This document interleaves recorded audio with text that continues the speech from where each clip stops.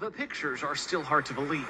20 inches of rain drowned central Texas July 4th, raising the Guadalupe River 26 feet.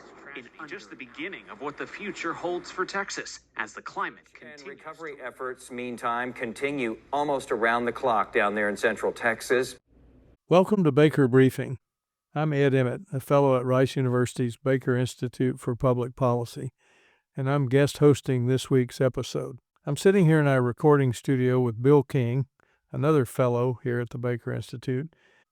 Like everyone else in Texas, and frankly the entire country, we're still trying to understand and grasp the deadly flooding earlier this month in central Texas. By background, both Bill and I have experience in emergency management and disaster response from our past lives.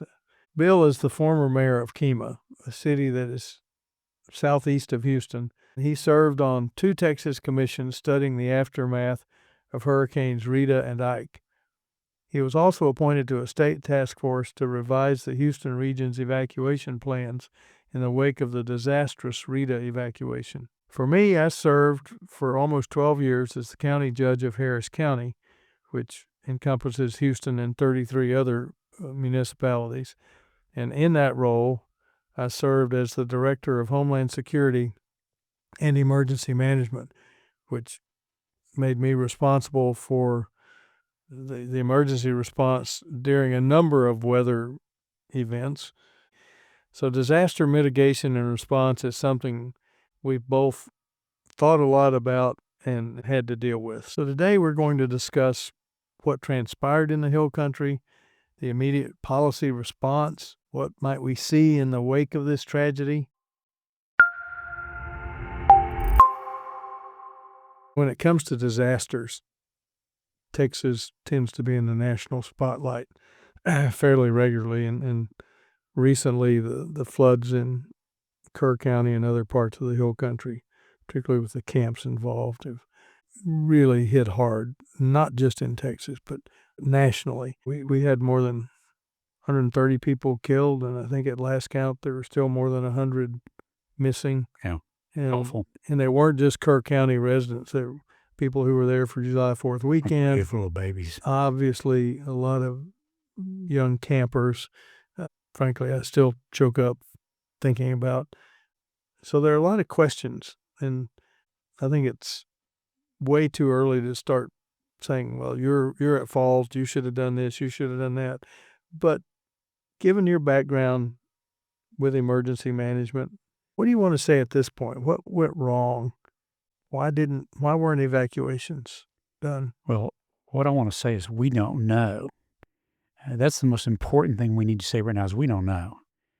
Now, what I'll say about it is there's a lot of things that seem intuitive right now that may or may not be right about what happened out there. One thing that, there's been a lot of discussion about putting sirens up, and that sort of makes sense. I grew up visiting Oklahoma all the time, and we had a siren in my grandparents' house that warned us about tornadoes. But it was a pretty small town. It was on a flat prairie. You could hear a siren for a long way.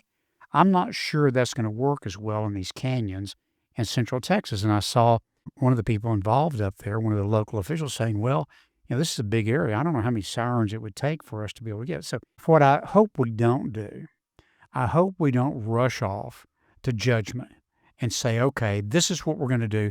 Problem fix, move on to the next thing, because we may not have fixed the problem.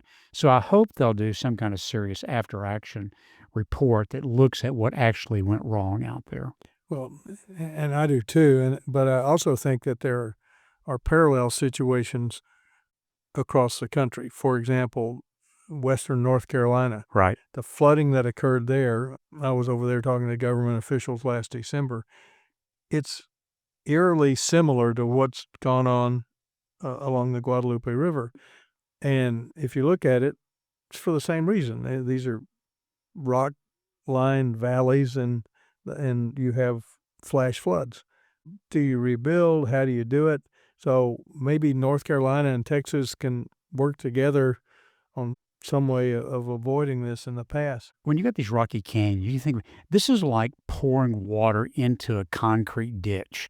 it's going to go. And this is why you cannot prepare for the worst weather event that will ever take place. There's just no way to do that. Looking to the future, what are the lessons that we need to take away from this? Because it's not just the Guadalupe, it's going to be all those rivers sometime in the future.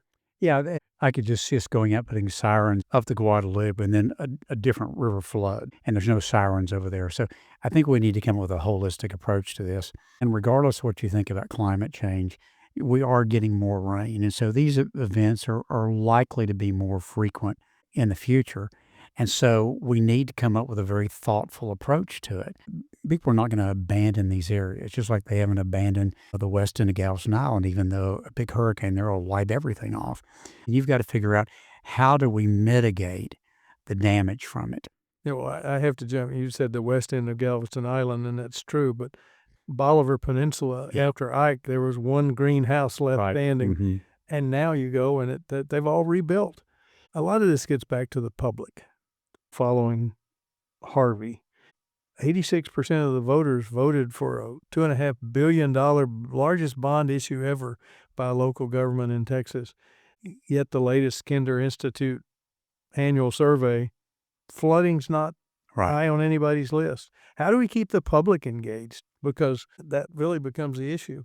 The public has a short attention span, including you and me and everybody else. It really becomes incumbent on elected officials, leadership in these organizations, to stay focused on this. But it's important to have that professional management in place, flood control district and all of that, and not politicize those things. Let them do the technical work of dealing with this.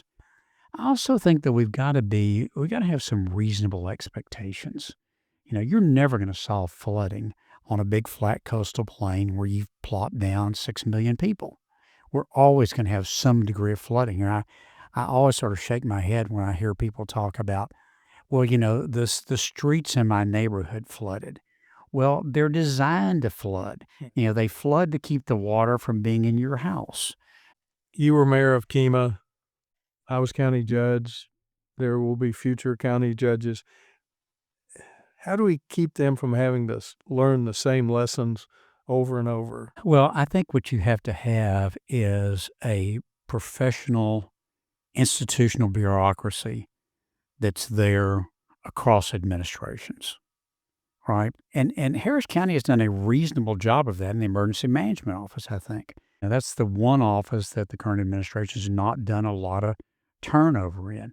It's funny, the Brits always got this right. They always had the bureaucracy that stayed no matter what the government was it went through, and the bureaucracy executed on whatever the current political leadership's agenda was. We've gotten to a place where we replace all the bureaucrats at the same time we replace the political leadership. I'm not sure that's such a good development. Since we're talking about the Hill Country, those are rural counties. They're not going to have that professional bureaucracy. What suggestion do you have for them? Is it the state that has to step in? I think you've got to do it on some larger scale, and either the state or regional type authorities, like maybe the flood control. Maybe you have a flood control district for the entire river basin or an entire watershed or something like that. You've got to get up to a scale because I think there's a dozen maybe rivers out there that could be subject to this kind of flooding.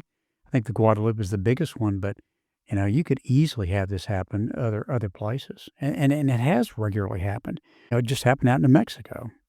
In typical fashion, and this is not being critical, the governor, the lieutenant governor, state senators, they've all said, well, we've got this special session coming up. We're going to deal with these emergencies in the special session. The special session can only go 30 days. Is that realistic? I'm sure there's some things they can do that would make the situation better.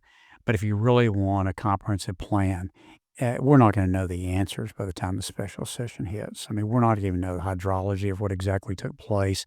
There's not going to be models built that say what happens under different kinds of scenarios. We may not even have all the bodies recovered by the time the special session's over. So, again, this is one of the things I worry about is we rush to judgment.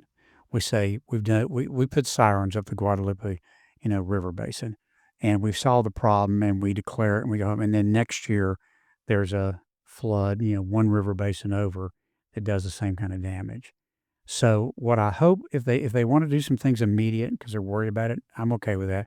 But I hope what they'll do is set up a group of people, not a partisan group of people, but people that really want to solve this problem, experts, people from that area that will study this over a longer period of time. On the Hurricane Ike Commission, we were all sitting around, and this professor, disheveled professor, comes in from A&M Galveston and says the way to solve this is to build a big dike. None of us had thought about that before that. So I hope that they'll take the time. Look, there's going to be a jillion things going on in the special session. There's no way they're going to have time to go through and look at this in a very thoughtful way. I hope they'll set aside a group that will be meeting for the next year or so to study this problem out there and come up with what some real good solutions would be. Baker Briefing is brought to you by the Baker Institute for Public Policy, which provides meaningful, nonpartisan policy analysis on the most critical challenges facing the United States, Texas, and the world. This episode was produced by Karina Zimmel and Shannon Moriarty. AV production was led by Kevin Young. Be sure to visit us at bakerinstitute.org to learn more. Thanks for listening.